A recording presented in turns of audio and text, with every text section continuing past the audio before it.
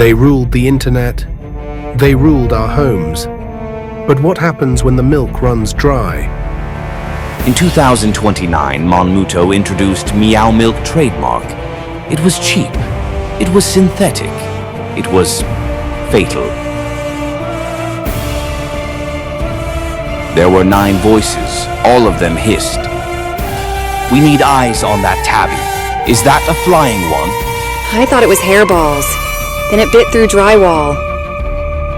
We just wanted to sell lactose-free joy. I saw milk move on its own. 9 lives, 1 outbreak, 0 remorse.